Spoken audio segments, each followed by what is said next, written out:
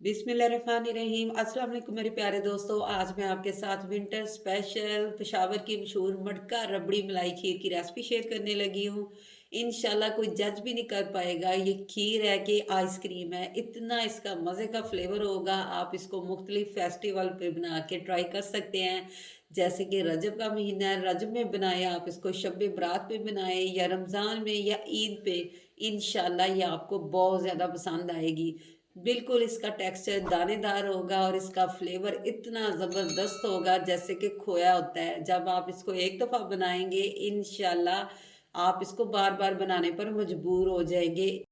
चलें जी, time waste किए बगैर चलते हैं रेसिपी की तरफ। बिस्मिल्लाहिर्रहमानिर्रहीम। इधर मैंने एक छोटा कप ना ये चावल ले लिए हैं। ये टूटे हुए चावल है, इससे खीर बड़ी ज़बरदस्त बनती है। अगर चम्मच के साथ इसकी मेजरमेंट की जाए तो तकरीबन ये ना 5 चम्मच है चावल। तो इसको मैंने 2 घंटे पहले अच्छी तरह साफ़ करके ना वॉश कर लिया था और इनको भिगो के रख दिया था। अगर आपके पास टाइम है तो आप इसको लाज़मी भिगो के रखिए। खीर बनाने के लिए आपने कोई भी खुला बर्तन ले लेना है। तो इधर सबसे पहले मैं चावल ऐड कर दूंगी और इसमें तकरीबन 2 ग्लास मैं पानी ऐड करूंगी। पानी ऐड करने के बाद आपने इसको कवर कर देना है। जब इसमें अच्छा सा बॉयल आ जाएगा तो फिर आपने फ्लेम को लो कर देना है और 10 से 15 मिनट के लिए चावलों को अच्छी तरह बॉईल करना है ताकि ये बिल्कुल सॉफ्ट हो जाएं। तो मैंने इसको कवर कर दिया है। दरमियान में आपने चेक लाजमी करना है, चम्मच चलाते रहना है, वो ना हो कि चावल हमारे नीचे लग जाए। 10 से 15 मिनट के बाद मैंने इसको चेक किया है, चावल बिल्कुल सॉफ्ट हो चुके हैं, गल चुके हैं। तो अब चम्मच की हेल्प से मैं इसको मैश कर लूँगी।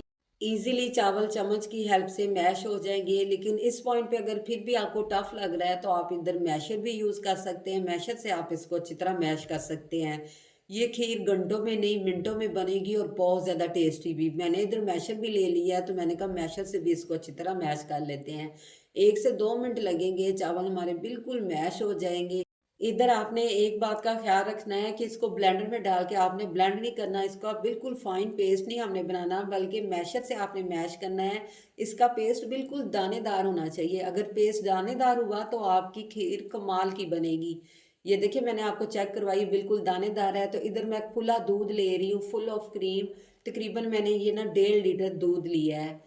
एक छोटे कप चावल के हिसाब से 1.5 लीटर दूध बिल्कुल परफेक्ट है। तो मैं इसको स्ट्रेनर से स्ट्रेन करके ऐड करूँगी और इसको आपने अच्छी तरह मिक्स करना है ताकि इसमें कोई भी लम्स वगैरह हो तो वो ख़त्म हो जाए। तो आपने इसको कवर कर देना है। जब इसमें अच्छा सा बॉयल आ जाएगा, 3 छोटी इलायची का मुंह खोल के वो भी ऐड कर देंगे, अगेन कवर कर देंगे। दूसरी तरफ मैंने 1 कप ये ना नॉर्मल दूध रखा था, गर्म करने से पहले मैंने इसको निकाल लिया था और इसमें 3 खाने के चम्मच मैंने भर के ना वनीला कस्टर्ड लिया है। अगर आप इस खीर में बिल्कुल खोए जैसा रबड़ी जैसा फ्लेवर लाना चाहते हैं तो आपने यही फ्लेवर लेना है कस्टर्ड का, कोई और ना फ्लेवर नहीं ऐड करना। अच्छी तरह आपने बर्तन को साफ करके वो भी इसमें डाल देना है और इसको अच्छा सा मिक्स करना है ताकि कस्टर्ड का कोई भी लम्स दूध के अंदर ना बने। 1 से 2 मिनट अच्छी सी मिक्सिंग करेंगे। अब आपको खीर बनाने के लिए घंटों खपना नहीं पड़ेगा। इस तरीके से अगर आप खीर बनाएँगे ना, कोई भी आपकी तारीफ़ किए बगैर रह नहीं सकता। इतनी ये ज़बरदस्त और फ्लेवरफुल हमारी ये ना खीर बन के तैयार होगी। दूसरी तरफ ये देखिए दूध में अच्छा-सा बॉयल आ गया है। तो फ्रेंड्स आपने इधर एक काम ज़रूर करना है। आपने फ्लेम को मीडियम कर देना है और थोड़ा-सा हमने ना दूध को ड्राई करना है। यानी दूध का तीसरा हिस्सा हमने मस्ट ड्राई करना है। इस दूध को ड्राई करने से इसमें बिल्कुल खोए जैसा टेक्सचर आ जाएगा। ना इसमें हमें खोया डालने की ज़रूरत पड़ेगी और ना ही मिल्क पाउडर डालने की ज़रूरत पड़ेगी। कुछ भी हमने ऐड नहीं करना, विदाउट एनीथिंग ये खोए जैसा ही इसमें फ्लेवर आएगा। तो इस पॉइंट पे आपने ढक्कन को थोड़ा-सा साइड पे रखना है ताकि खीर बॉयल होके बाहर भी ना निकले और हमारा दूध भी ना ड्राई होता जाए। तो इधर मैं 1 प्याली से थोड़ी-सी कम चीनी डाल रही हूँ। मीठा आप अपने हिसाब से सेट कर सकते हैं, कम या ज़्यादा कर सकते हैं। मीठा ऐड करने के बाद आपको ऐसे फ़ील होगा कि दूध पतला-सा हो गया है, क्योंकि जब चीनी ऐसे मेल्ट होती है ना, दूध पतला हो जाता है। तो अगेन आपने इसको थोड़ा-सा पका लेना है। जैसे आप 1 से 2 मिनट फिर इसको पका लेंगे, दूध गाढ़ा हो जाएगा। तो अब आपने जो हमने कस्टर्ड को मिक्स करके रखा था ना, उसको डालने से पहले एक दफ़ा आपने मिक्स ज़रूर कर लेना है। थोड़ा-थोड़ा आपने ये दूध कस्टर्ड वाला ऐड करते जाना है और साथ जल्दी से आपने मिक्स करते जाना है ताकि इसमें लम्प्स ना बने। एकदम आपने ये सारा दूध ऐड नहीं करना, 2 से 3 दफ़ा करके आपने इस दूध को ऐड करना है और जल्दी से साथ-साथ मिक्स करते जाएँ। तो जैसे आप कस्टर्ड डालना शुरू कर देंगे, दूध हमारा ये गाढ़ा होना शुरू हो जाएगा।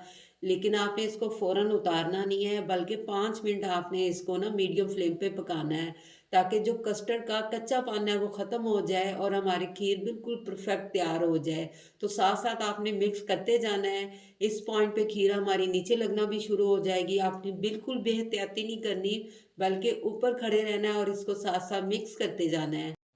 5 मिनट पकाने के बाद कस्टर्ड भी बिल्कुल पक जाएगा, उसका कच्चापन खत्म हो जाएगा और खीर हमारी ना गाढ़ी सी दानेदार हो जाएगी। तो इसका टेक्सचर चेक करें, ज़बरदस्त सी हमारी खीर तैयार हो चुकी है। आपने इसको इतना ही गाढ़ा रखना है, क्योंकि जब इसने ठंडा होना है तो ये मज़ीद गाढ़ी हो जाएगी।